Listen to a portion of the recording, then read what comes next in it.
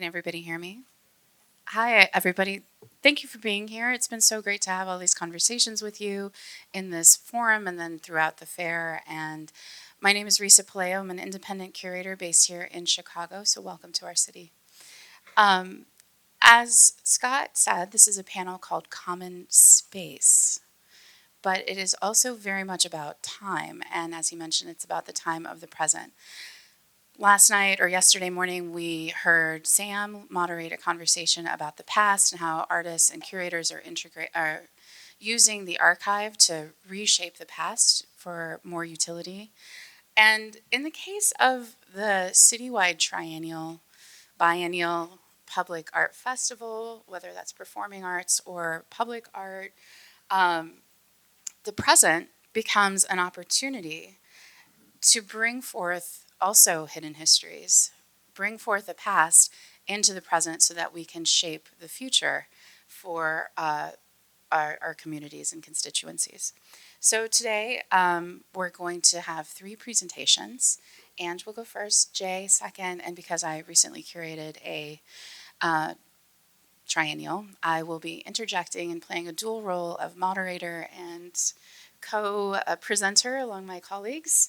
And then we're going to have 3 questions that are based on our conversations that we had to have earlier in preparation for today. And then I'm going to open up to you. And I hope we can continue this dialogue as a group. So I'm going to pass it off to Ange, who's going to talk about her work in Toronto. Great. All righty. So let me get in here. All right. Gwe, Ange Loft, gwe hau miajuts, gahnawaga ni duagenu, jita garondo ganagare, okwari ni magitaroda. Thanks for having me out here. So I've been to Chicago before, a couple times, but usually only around the area of the Empty Bottle. It's a venue, like a music venue that's here. So I've been in a touring band for a long time, so I only know that place and the blocks around it. But yeah, I spent a lot of time kind of using Haudenosaunee style vocables to use as my tools to be part of this kind of psychedelic noise rock band. That was my vehicle to travel across North America and also around the States and around, all around Europe. So around those tours, though, I spent time honing, I guess, my own practice of theatrical co-creation, of fabric sculpture, of wearables, large-scale puppetry, costume design, arts-based research, but also a bit of like investigation. So I come from a very community theater and community art-oriented practice. So I'm bringing a lot of this kind of ethos with me to any of my relationships I bring in arts and education fields. So I'm from Ganawage, and that's right over the bridge from Montreal. And I work in Toronto and Montreal. And what I found myself doing now more than anything else is building, I guess, experiences that grow Indigenous context. So I do this in a couple capacities. Most recently, doing work like this. So facilitating embodied arts-based investigation into, this is for a Toronto dance company, looking at their annual offerings, collectively sourcing information that's actually in relation to their regional Indigenous cycles of annual reciprocity. So I take like Haudenosaunee cycles of ceremonies and then throw them up against their annual sequences. This work is kind of really useful for putting out feelers into to gauge community settings and which capacities we have annually to when we're creating our programming with partners, with people in mind. I'm leading a version of this research right now with Evergreen Brickworks in Toronto's public art and sustainability team. So it's a shoppable development practice. So in our chats before, we touched on a couple land and access-based commonalities in our practice. So I thought I'd show you one example of this, how this plays out in my work. So, all right, this is a project that is called Talking Treaties, and it's currently in its legacy phase in Toronto. But the methodology for the work is being imported, I guess, to Montreal right now with a suite of new works that are centered there. So the Talking Treaties project, it was initiated in 2015. It's a series of interviews with regional artists and historians about treaty narratives, but the suite that's created to work the interviews is a series of creative workshops to, work what I call this process, this quick creation process. So it's a combination of theater and movement and kind of gesture illustration games, cut and paste historical text work, mashing, symbol generating activities, and collective performative outcomes. Simultaneously, through my longtime partnership with Jumbly's Theatre and Arts, which is a Canadian kind of national leader in community-driven creations, the content was inserted into their ongoing drop-ins. So infusing this kind of new development area in Toronto, which is called City Place, around this area called Historic Fort York. So putting in this kind of deep history information alongside manual making tasks for these props. So the props that you see in this image here is a collection of items that were considered payment for the so-called Toronto purchase. So we're engaging with those narratives, but also these are some members of our community performance troupe. Okay, some over 70 community participants involved, and countless, like hundreds of people were involved in the making and the found poetry contributions of this work. So from there, we get a film. We get an installation that's part of the Toronto purchase, about the Toronto purchase for the Toronto Biennial of Art. At this point, I start resource sharing with TBA. Okay, I'm working through a draft with them with what I would later call this Indigenous Concepts and Context brief.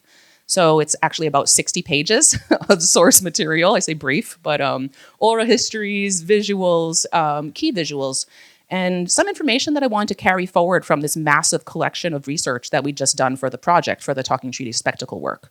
So the evolving document still lives with the Toronto Biennial, and it's been provided to a lot of the artists that are coming into the city. So this document went on to grow into a book that was currently available through Art Metropole in Toronto. It's a co-publication with TBA and Jumbly's Theatre. It's called A Treaty Guide for Torontonians. So it is a massive effort, massive effort, filled with self-guided art activities, things you can do outside by yourself in groups, a way to get into text, to pull together all these approaches I've taken with my community experiments from like 2015 to 2021. So all of those activities are in the book. That same year, I created a project called Dish Dance. That's the book. That's a piece from the book. That same year, I created a project called Dish Dances, which is a movement-oriented exploration into concepts within the dish with one spoon.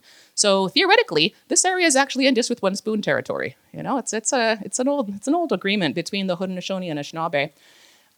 So this is a collaboration with my team and Centre for Indigenous Theatre in Toronto, where I lead creative intensives. So on their backs are some wearables with embroidery work that was initiated actually at the first inaugural biennial with visitors for their gallery space. So every weekend we had co-facilitated kind of embroidery workshops with the Talking Treaties performers and design team as co-facilitators. For that work, I brought a whole gang of these students down to a plot of land at the Credit River, which is not far from the Mississaugas of the Credit First Nations old village site and old council sites there. For a week of creation, of filming, of working on a suite of placekeeping activities that was from the guide, but also working on these movement education components for our work all the time. So some of the work is available if you're interested at talkingtreaties.ca. You could check it out. There's about half of the book text and a lot of the activities. But do think about what kind of this work would look like in your own cities, right? The process is repeatable, right? The content is super regional. All this work had a public engagement component. So I do a bit of public programming, quite a bit of public programming. And this was a companion movement workshop at Fort York, where I was, again, joined by my cohort of Talking Treaties creators, who are well-versed in my style of quick creation now. So taking up space, moving bodies, putting Native people in creative lead positions, right? Taking in content and quickly pumping out creative, performative responses is what I do. So I've been talking about treaties publicly for 7 years now, at least, okay? Speaking from images, from maps, from wampum, from mnemonic devices. So I think each engagement with the work, each return to the content builds a way to kind of get these foundational understandings into your mouth, right? The workshops are often huge. So there's usually like 50 or so people, about 10 so facilitators, and taking up as much space as we can. So I did Nuit Blanche like last year in Toronto, and it was really just interesting because I had presented on the Dish with One Spoon the Eternal Council Fires wampum belts that are networks of council sites that go right into the city.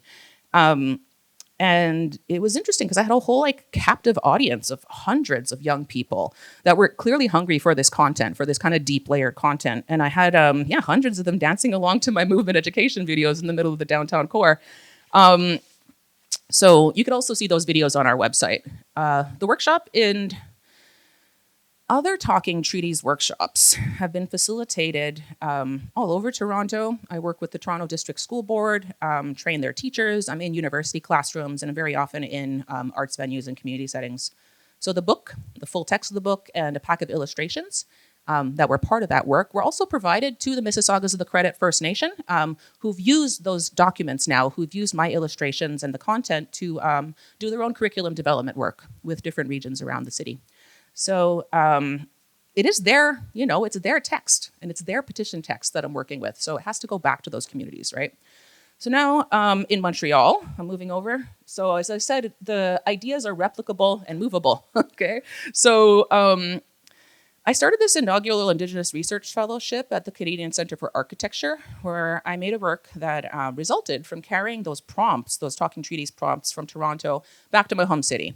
But what ended up happening was I went much further back in time this time, and the research kind of landed me in this 1300 to 1500 time period.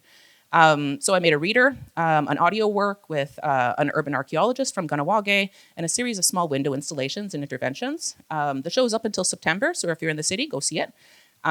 This work was also designed with a suite of public activities that run in parallel. They're currently facilitated by the CCA staff, programming staff, and I did a bunch of workshops with their staff to orient them to the work so that they're able to facilitate in the first place, right? I was working for shards, working through these patterns that are found in shards on pottery that are underneath our cities, right? So driving my focus now, kind of like building a visual and embodied fluency of the pattern work that would have been here before Western influence. So if you know what it looks like in Chicago before contact, that's the meat.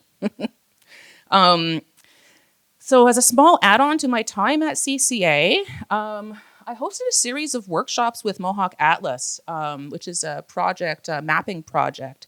I had them come into the founder's salon. So the founder is the original owner of a train company whose tracks run like right through my reserve. So it's a small offering on behalf of the CCA of space and some snack budget, but alongside my own legacy funds, right, from the Talking Treaties project and the Treaty Guide for honorarium to get some Kanien'kehá:ka linguists and historians into the room.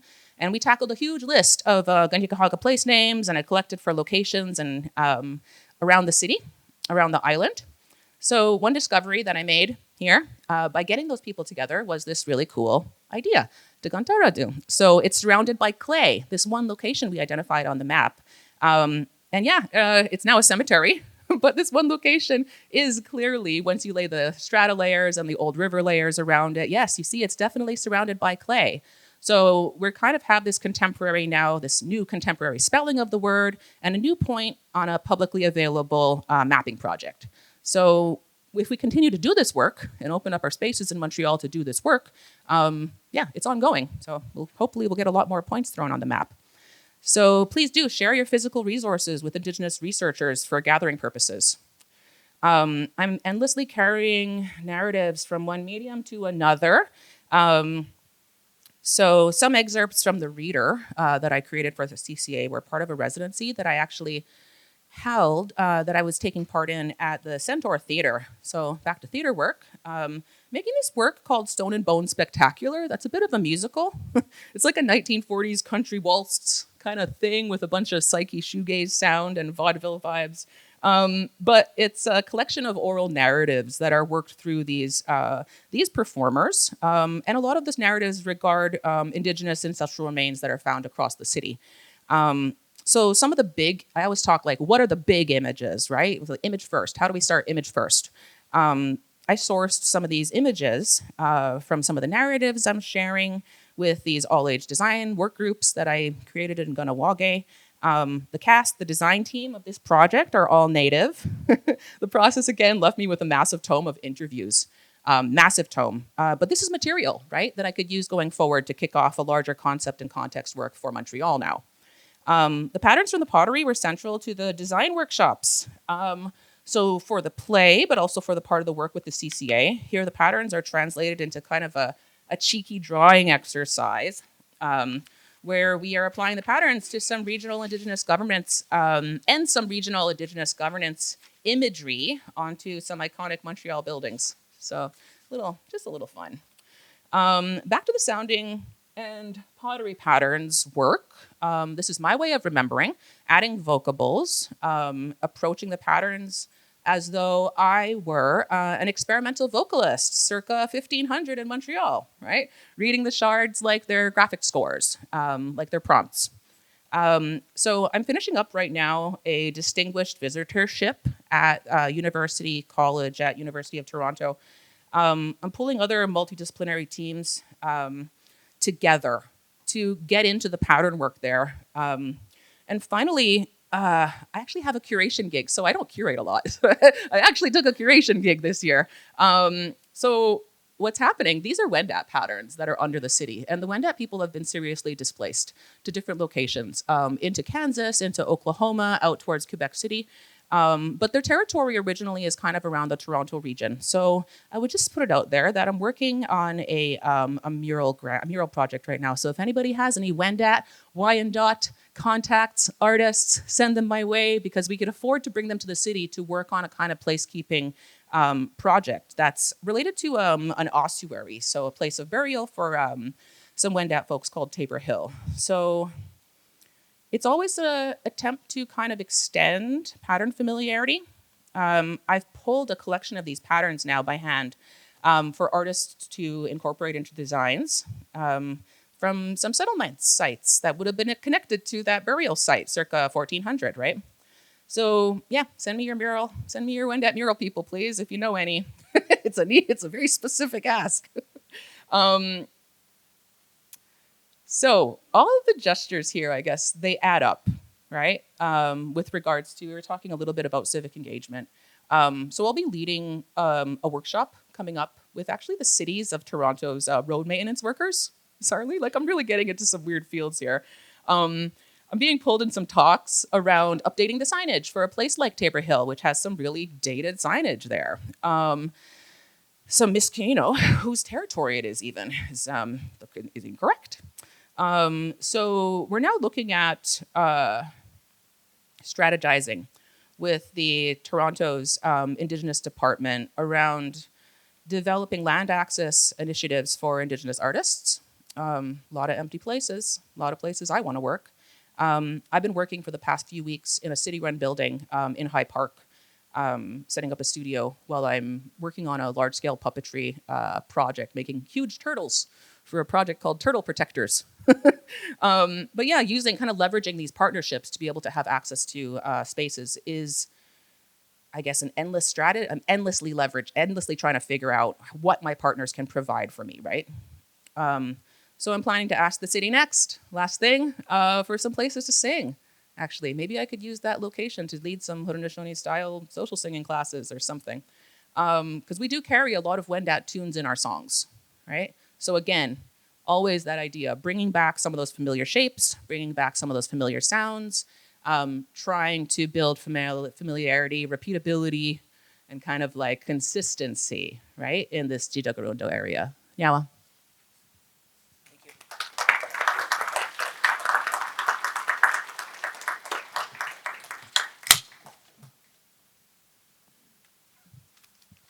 So I'm up next.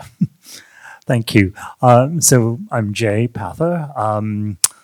By way of introduction, I'm a fourth generation South African. My great grandparents were brought as sugarcane slaves by the Great United Kingdom in their largesse and the Commonwealth.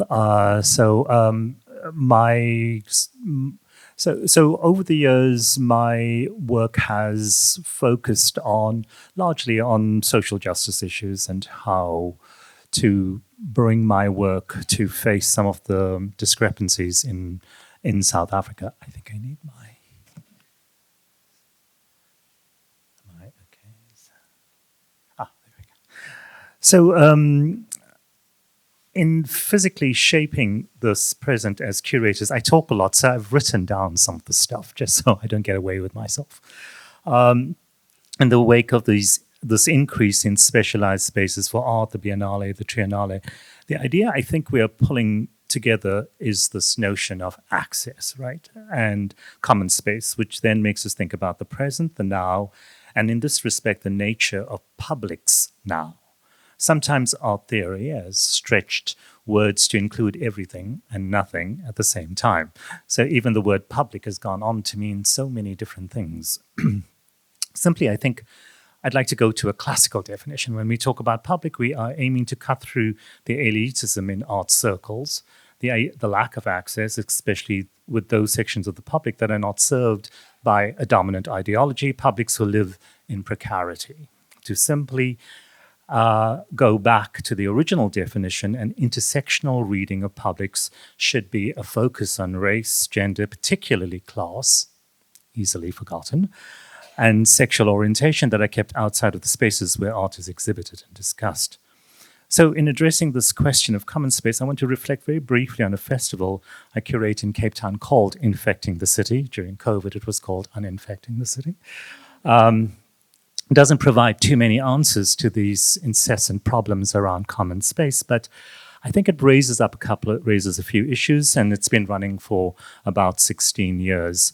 So you have here a sculpture of Nelson Mandela. Of course, if there was anyone that symbolizes the ushering of common space, it was him.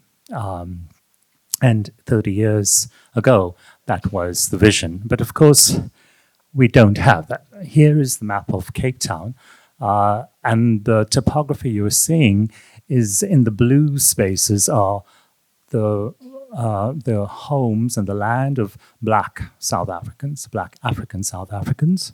In the orange, what is called colored. I think there's a different kind of an approach to the word colored in the United States, but in South Africa, it's a category that is owned by colored people. People of mixed race and that come from, whose descendants are slaves.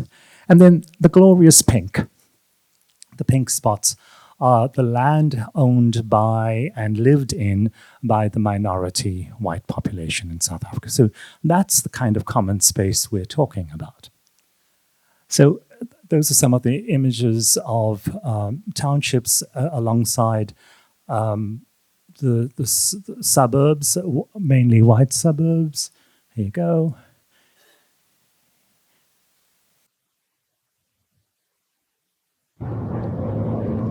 So it just gives you a sense of a kind of a takeover attempt by many of the artists annually and now biannually to move into the city center, to come from the outskirts of the city and come into the city to take over.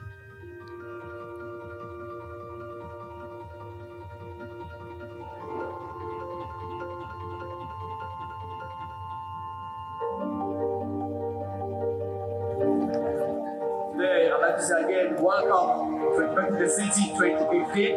The train will stop at all stations.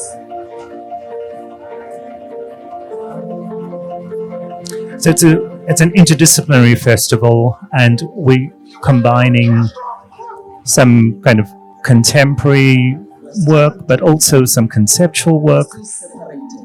But this is our city.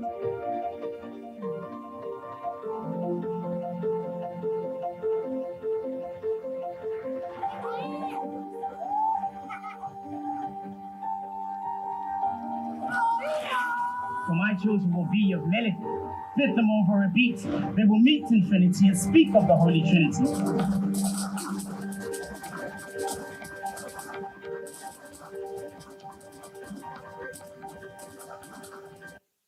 So this particular work, I think, epitomizes something that the festival has done over the years. These are the beautiful fountains. You know, Cape Town was named the top tourist destination in the world by The Guardian, The New York Times, and TripAdvisor. So I have nothing on there. and it's because it is so incredibly beautiful. It is breathtakingly beautiful, and that beauty is very well manicured for the tourists. And like in all such cities, and so a lot of the artists working with bringing and finding these rituals and ceremony in, for example, in the fountains and in the spaces. To Bokomunia, I brought a bunch of structures based on shacks, but these shacks had holes in them and the performances were inside, and you could only access them through the holes, which kind of resemble bullet holes, but this idea of access was and common space, but spaces that are invisible. Atipataruga did a work inside the main swimming baths around initiation. I'm just going to run through them just to give you a quick idea. But it attracted about 900 people. Now, Atipataruga is a conceptual artist, and to present some of that work in the middle of the city was quite wonderful. Then we had about 1,000 skateboarders that moved on the main. They were meant to move on the other main street, and like all skateboarders. And we had got permission and everything. We did all that. And they chose the street where the traffic was coming in the opposite direction. I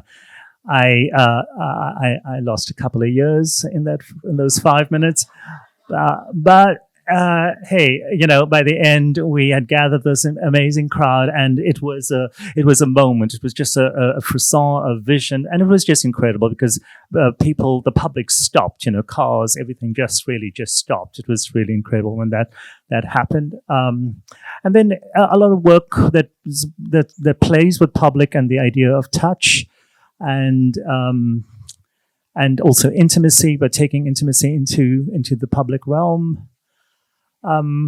This was a wonderful work. The artist turned all the buildings into hugs, so you could go and get hugged. Very much an idea about turning it into a sound, smell. This was a smell work, and a touch work, but for turning the space temporarily into this sensorium. I curated on a route so that it's a kind of ambulatory format. So you have a designated audience, people who know that the work is happening, and then they arrive. But a general public may not. And so what happens is that by the end of the route from one work to another, it's like the Pied Piper of Hamelin. We have this glorious mix of people that you watching work with that you wouldn't normally go to the theater or to a gallery with, and that's worked quite well because the mixture and the accumulation of people becomes very much the characteristic of the work. I think one of the things that we work on is also about listening to movements inside of our society. We don't feel like, whenever we think about common space, we think about grafting something on an already colonized, mashed up, palimpsest of stuff on a society, and how to listen to some original movements. There's this, the Shambe Church for me has really been inspiring over the years. It's a church that was founded in kind of early 19th century. They're basically Christians, but they want to worship Christianity through African tradition and ritual. And of course, that was a no-no at that time. So what they did was they were kicked out of church. And yeah, you can see this kind of brilliant and very sophisticated appropriation of a range of influences. Here there is the worship of using ceremonial dances, but with Scottish kilts and pith helmets, no less. But this is the thing. They were cast out of churches, but in order to practice, they create these circles of churches, circles of stones all over the city, where they conduct, and it's now become the language. This was a terrible stain on our 30-year-old democracy, the Marikana incident, where 36 miners were shot and killed. And in our democracy, that was a terrible stain, and all they were doing was protesting around higher wages. And I guess my sense of it is that in South Africa, which has demonstrated also recently, the idea of social justice is extremely strong, yeah, and it comes out in such, throughout, as of course we found in the United States, but that sense of taking it out and putting it out there is really strong. So that's something that I find quite inspiring and makes me think about maybe we stop thinking about remaking and reimagining, and what about unmaking and dismantling, because very often it is about extrapolating and instead of putting something on top of. This was demonstrated with this kind of removal of the Cecil John Rhodes statue and the launch of the Rhodes Must Fall movement, and I think that spurned a whole. This is a series of sculptures by Stembile Msizane, who creates these durational sculptures in relationship to other sculptures, but works like this that are attempting to undo, but finding space not just in public space, but finding the body as space, yeah, and that the body as contested space. And she also did a work while the statue was being removed, and a lot of work around memory. And this was a series of work by Memory Biwa and Nicole Sarmiento, finding Cape Town exists. Don't tell the tourist industry. It exists on a lot of graves. There are many bones that are buried. So their work in connection with an archaeologist was to go through the city, finding these burial sites and creating these performances. Mandla Mbotwa does the same thing, but working with ritual in these public spaces. I'm in a rush. And another work by Tanya Peterson. This is a work based on the taxi industry, which is the biggest transport industry in South Africa. And what she's done is to collaborate with taxi owners, which is very difficult because there's such a hierarchy of needs and stuff. And she collaborates very meticulously and working with myself and the institute, and develops her work on the taxis themselves, and also works with video. So works with video inside the taxi. I'll show you that work if I have a time, because I just want to quickly make a few points before I end. That this idea of spillage is something quite important for me over the years, and to listen to that spillage and how that spillage is asking us to curate in a very different way. Instead of grafting yet another structure, another curatorial structure, how to listen to the movement and the vitality of spillage. So I questioned myself to how do I understand the publics I am working with? There's undoubtedly an alienation of diverse publics, and sometimes with dangerous results. And we have to be careful, because we can see politically in the United States, in France, in the Netherlands, that alienation is very dangerous, because you have the emergence of fascism that doesn't come out of pure ideology, but a great deal of what the so-called left and what the so-called knowing left has done by way of creating a language of alienation and a sense of inferiority, which is easily taken up. And one has to be careful how one defines and then understands publics, because we should be talking about everybody and being part of that political imperative. And the second point, I've got three more. The second point is about our relationship with funders and foundations and our patrons. And I just wrote that the formation of curatorial language based on upholding an economic power structure that we can only be a small part of is something that we should be deeply aware of.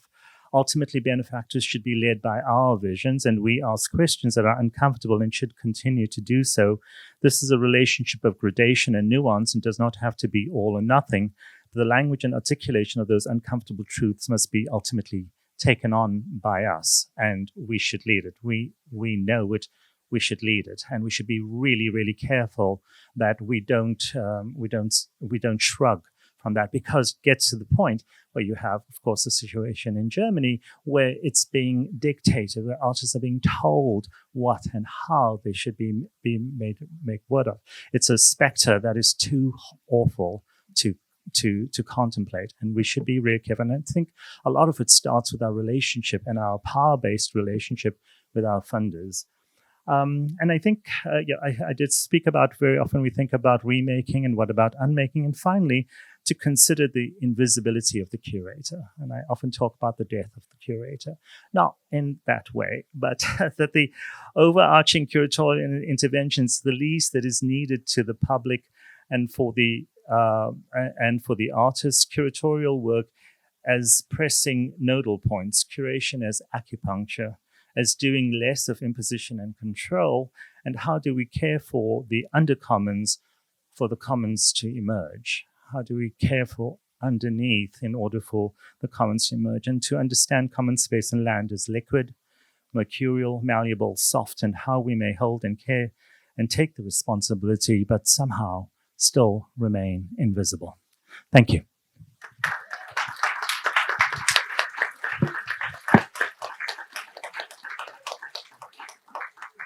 It's such an honor to share a stage with you two, and I'll now follow up with some of the work that I did in St. Louis, which has so much confluence and with the ways that y'all are thinking. So I was part of a curatorial ensemble. We worked, curators at the bottom, we worked together, but not with each other. We each had our own kind of projects that were presented side by sides as different propositions for St. Louis. In the 19th century, and this is going to be a very brief tour of St. Louis through the eyes of Walter Johnson, who wrote Broken Heart for America and was a leading kind of theoretical and historical text for all of us working in these past 5 years. St. Louis in the 19th century was called Mound City, and that has to do with the predominance of a native-made architecture, a mound that concentrated in St. Louis, but then throughout the entire Mississippi River Basin, from New Jersey to the Dakotas, from Minnesota to Louisiana, along every tributary, every major river, and flowing all through them were these structures, with a great concentration in St. Louis. However, only one mound remains. And we'll get to that one in a minute.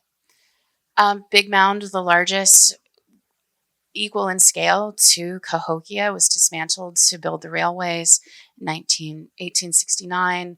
The burial mounds that were throughout what is now Forest Park were raised for St. Louis's World's Fair.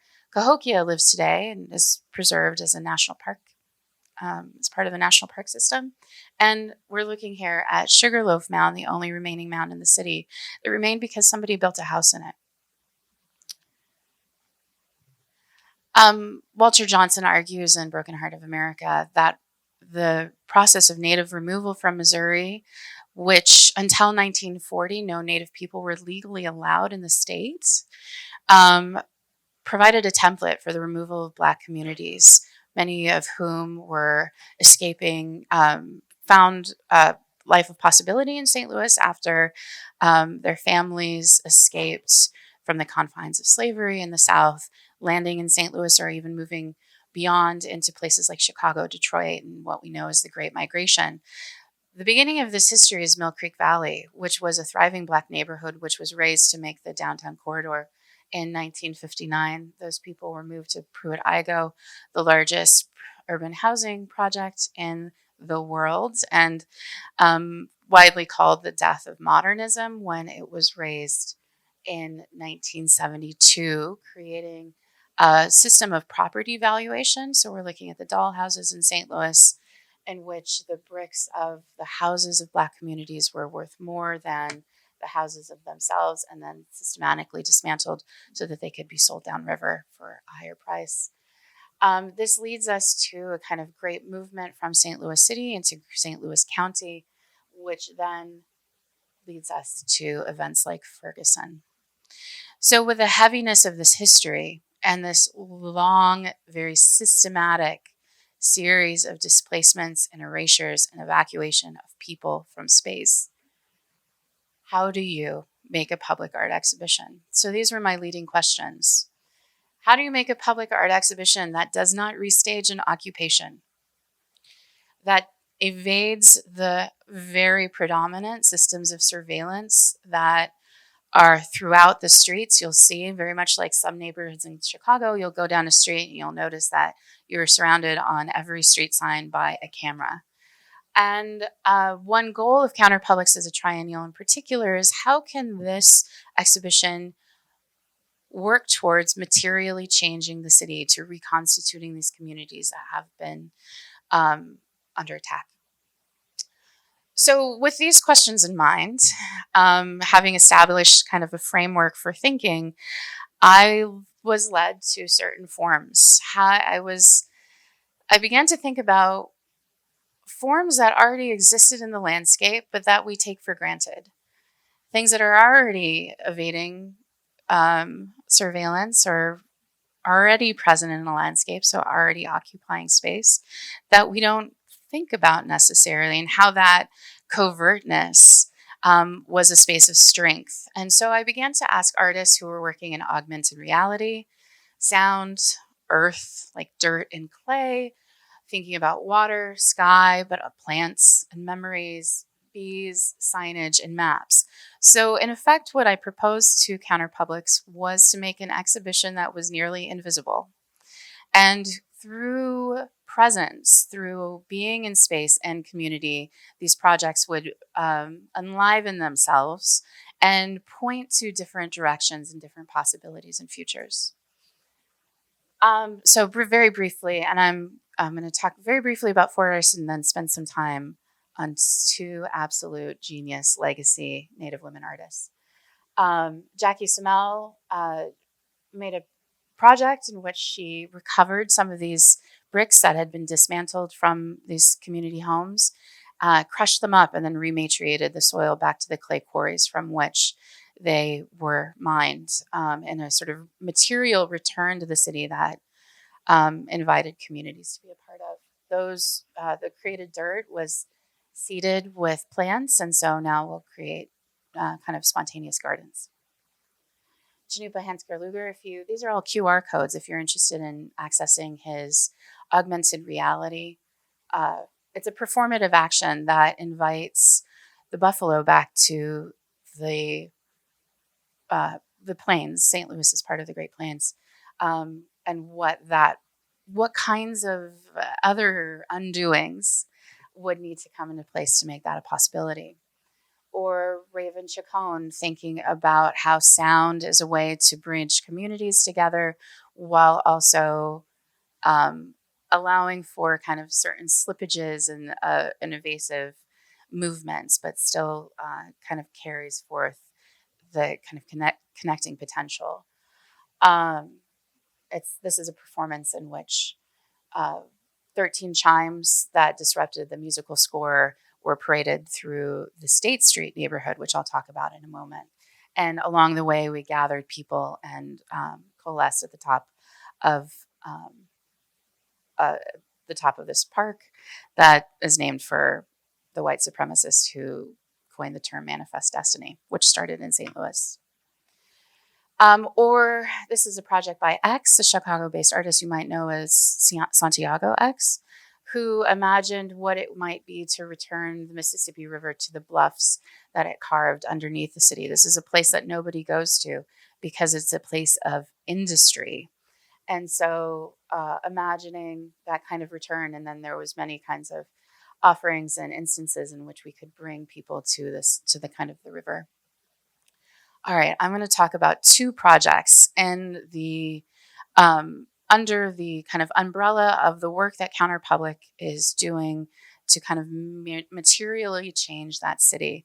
And I had the profound opportunity to work with Jean Quick-to-See-Smith, who's an artist who's been incredibly influential in how I understand the geography of this place and the history of the place we call the United States.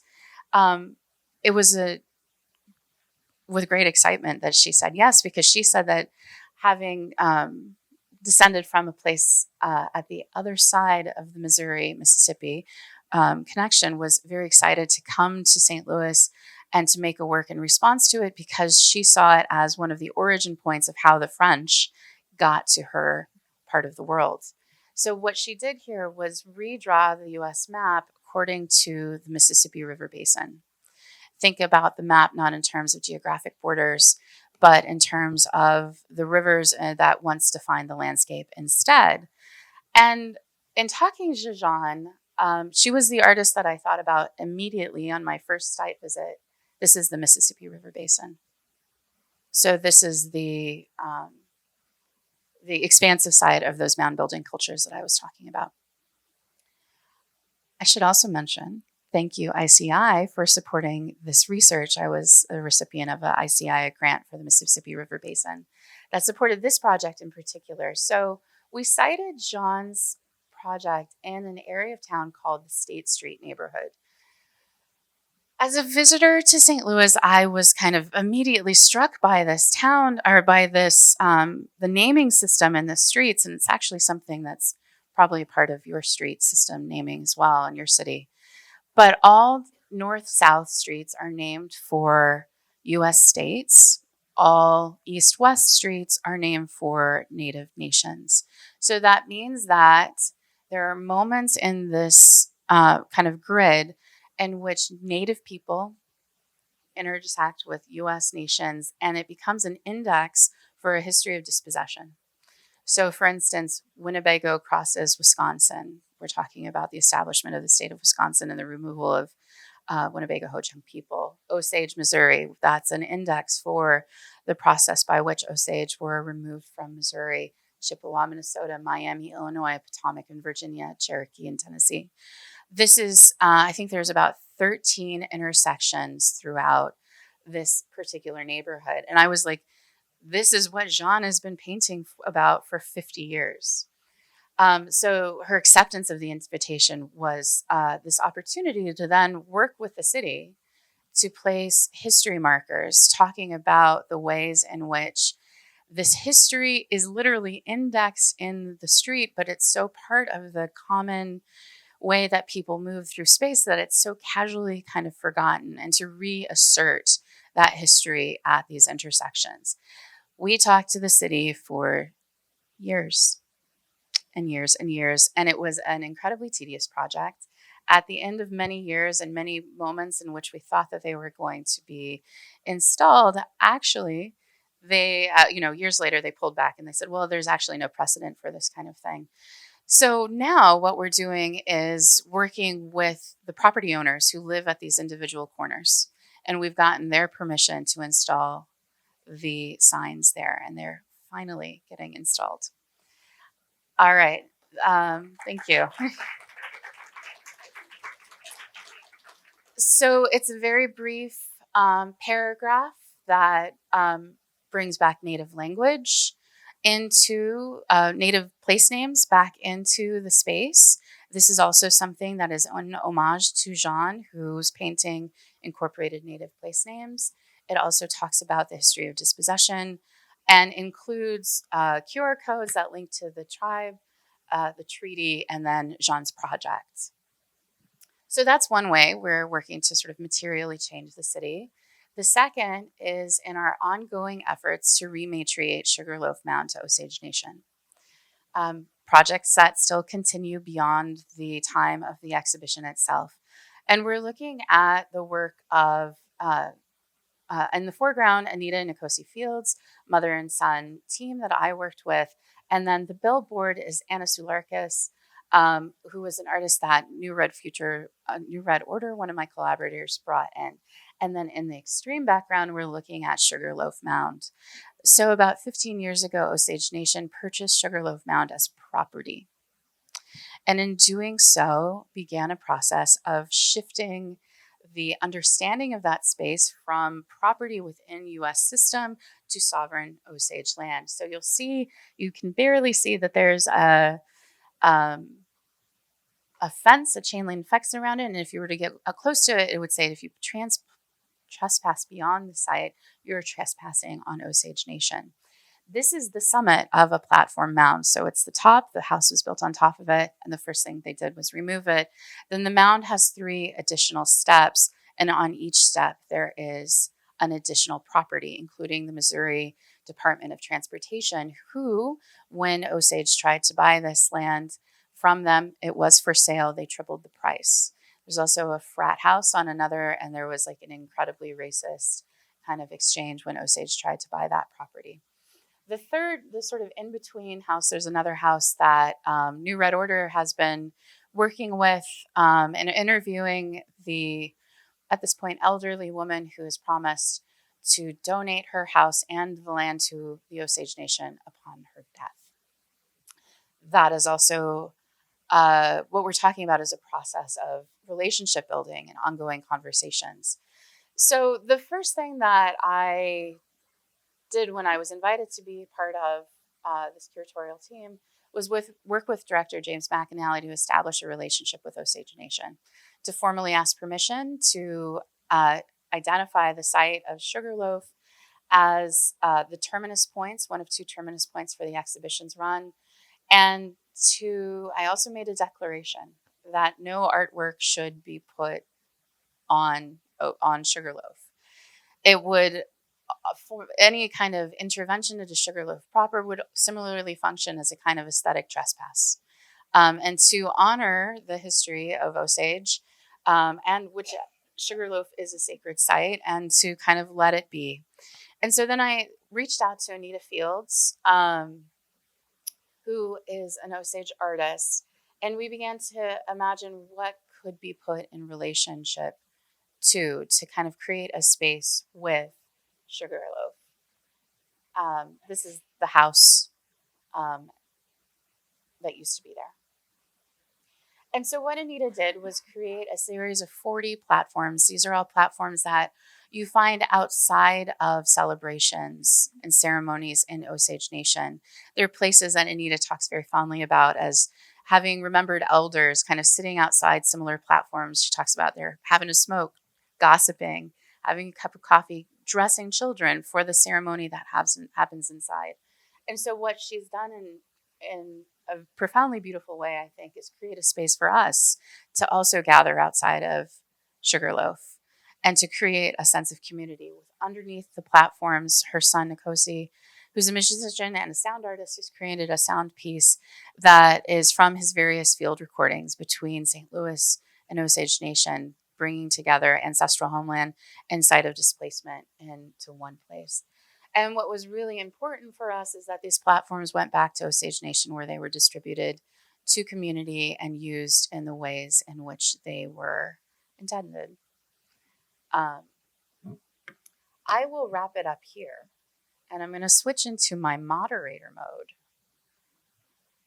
Give me a sec to pull up some questions. But I think something that was striking to me this time is how the ways in which we're all thinking about exhibitions, and I'm going to use your word, Jay, as a moment. There's the labor that happens before, and in the case of Sugarloaf, the sign projects, and much of the work that you're doing in Montreal, the labor continues, and the exhibition itself is this moment in which it opens up to the public. So, Anita comes from an amazing family of artists. She is the matriarch of artists. And so part of the closing events, we also invited her daughter, who made an incredible puppet theater talking about Osage history, to stage it as Sugarloaf and as a continuation of this intention of homecoming. So I want to linger on this idea of the moment and the idea of curatorial labor. Exhibition is moment and curatorial labor. I think that we're all working, in a sense, to leverage changes in the space that we're working in. What does that labor look like, and what kinds of models of change do you think we're all employing? I'll pause to say that for myself, I think about Laurie Jo Reynolds, who's a Chicago-based artist who's deeply involved in the abolition of prisons here. And she has a term she calls legislative art. And so in between that, I think that it gets to the sort of the tedium of paperwork that comes with working with cities and institutions, but also the sort of the joy of relationship building, and working with communities and fostering communities to bring them together. So I'd love to hear y'all more talk about the kind of shifting ways you're thinking about curatorial labor. Yeah, over the years, I think it's just to come away from that illusion that it's something that will last by virtue of one's own labor, and that it has to be collaborative, and it is about building relationships and sleeping with the enemy, and really sleeping with the enemy, and again and again and again, because you and because and that it's not always positive, and it's not always fantastic and life affirming and self affirming or anything. On the contrary, you walk away, like completely devastated by how much more still needs to be done. And that is why our societies are what they are, right? I mean, that is why you have the specter of the lie that is South African democracy and lie of much democracy all over the world. It's that sheen that you actually have to work through and under, and those relations. I'm trying to go deeper and deeper and deeper until you can get to that point where it releases. That's where I can move in, and that's where I'm getting permissions and do it. So I think a lot of it is that illusion in one's head about this grand curatorial gesture that one is going to make for the people, and everything. And there are 5 people that arrive and who probably, who found a way and able to fill in the forms and able to get there, and the rest of the people, the publics that you think you wanted, are walking away, going, "What the hell's going on?" Because every step of that is choreographed by governance, by institutional governance. All of that is legally placed so that there is that lack of contact, which we so hard, so much we want to make. And like working with the city of Cape Town is, and they love the festival because they think it's going to really be, but when we actually get into the activist part of the festival, it starts to become, and then we get a lecture about it, because you also have to have an illusion not going to change too much. Yeah. I mean, single curators will also have to be modest about what we're able to do. Yeah. With regards to labor, I guess it's the type of work that I find myself doing. It is on me, right? It is on me to carry the full projects from institution, from location to location. Said I'm like a slideshow just like remixer for whatever I need, right? I do think that I hold the base of information in my mind, right? I have people that I've had come back to the work repeatedly. I really think that idea around repeated contact is super important for like my facilitators, but also for the public programmers.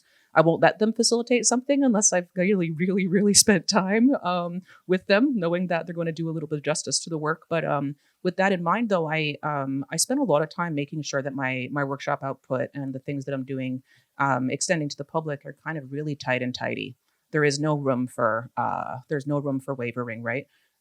we have these kind of like, for the work I did with the CCA, these like handout activity takeaways. So the onus and the labor is probably back out to the public. I feel like the institution and the partners are just a filter to put the things through as quickly and as efficiently as I can. But yeah, I'm not but the actual content and material just lives with me, and the maintenance of the relationships, and the kind of duty I guess I have for kind of, just in building institutional fluency with all the Native artists and historians and academics that I run into, because it's just opening those doors. And that labor of opening the doors is something that I find myself doing more than anything else. Yeah. It strikes me in both your answers and your presentations. It's a perfect segue to my next question.